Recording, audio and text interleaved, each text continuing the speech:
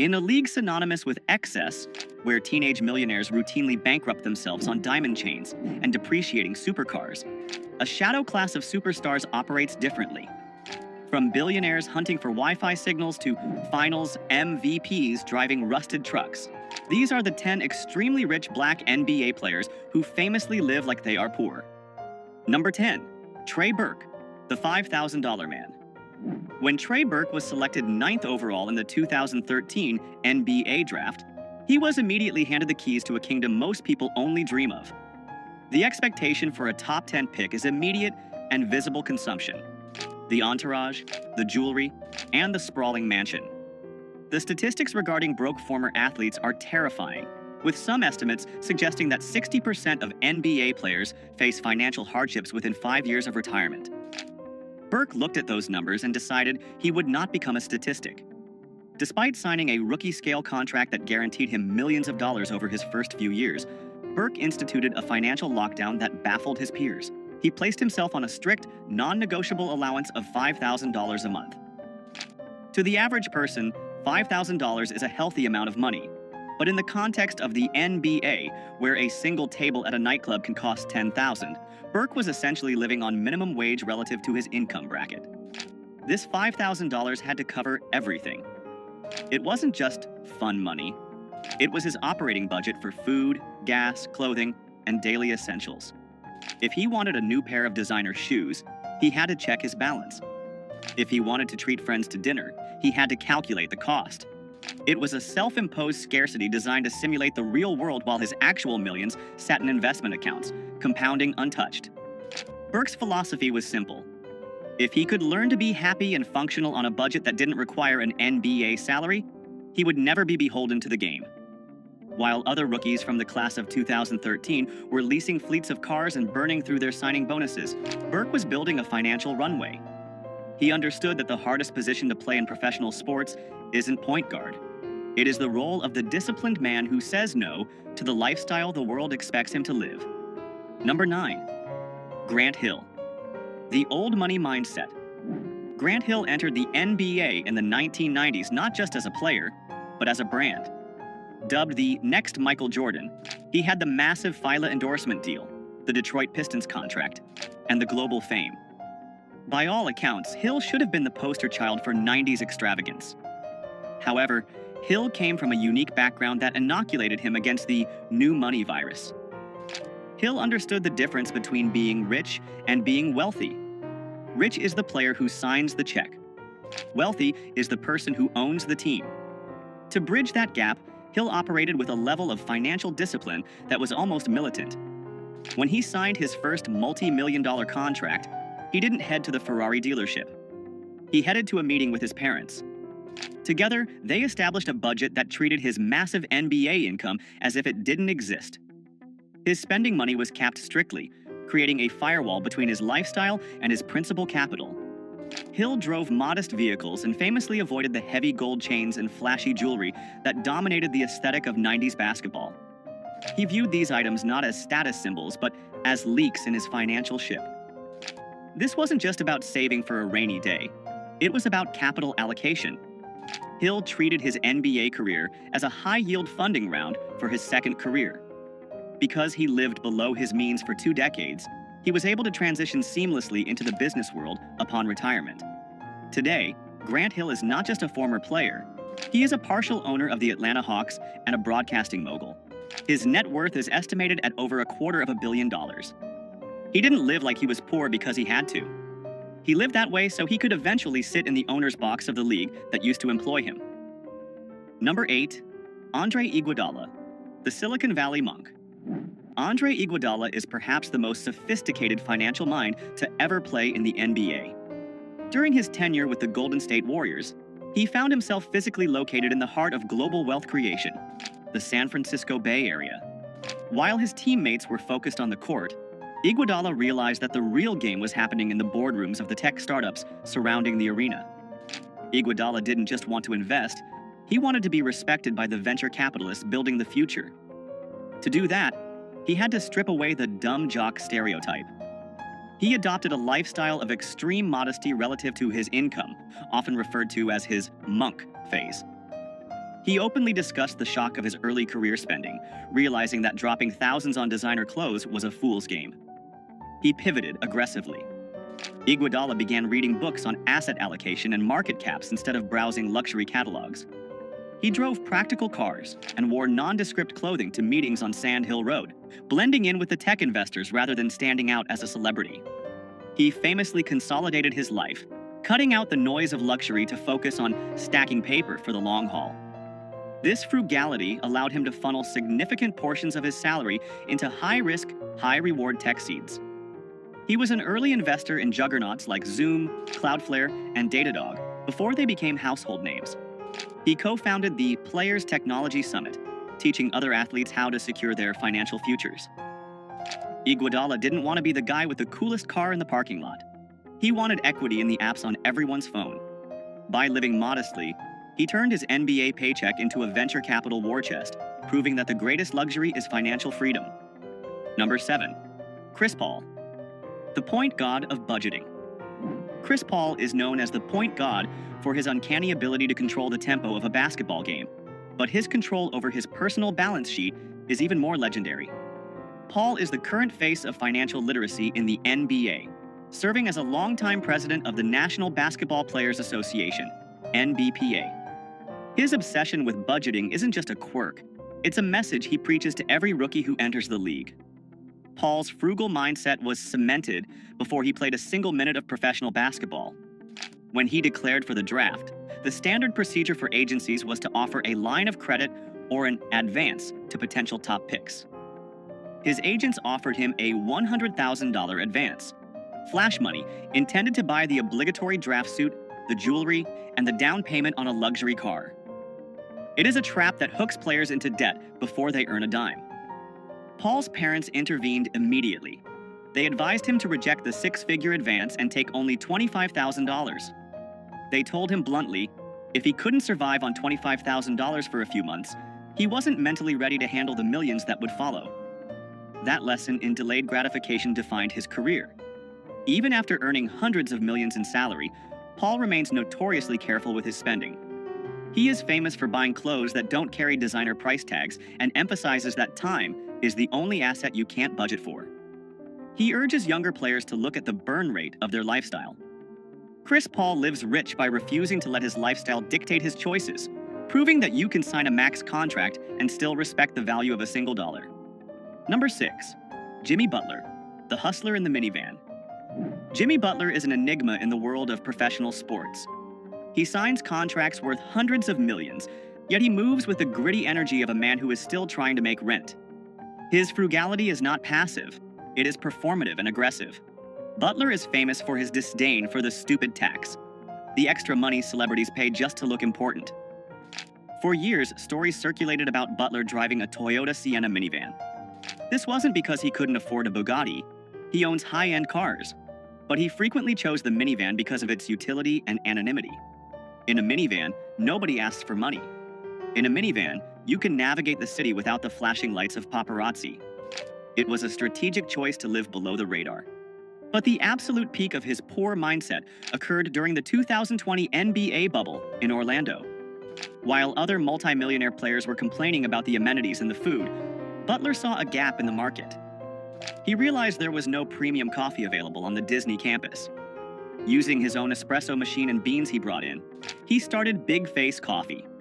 He operated out of his hotel room like a college dorm hustle. But here is the genius. He charged $20 for a cup of coffee. It didn't matter if it was a small, a medium, or a large. It didn't matter if you were a fellow superstar or a coach. The price was $20, cash only. He was grinding beans and obsessing over cash flow, genuinely excited about making a few $100s a day, despite earning over $30 million a year on the court. He didn't need the money, he needed the hustle. Butler lives below his means because he prefers the chase of making money over the boredom of spending it. Number 5. Carmelo Anthony, the Coupon King. Carmelo Anthony is one of the most prolific scorers in NBA history.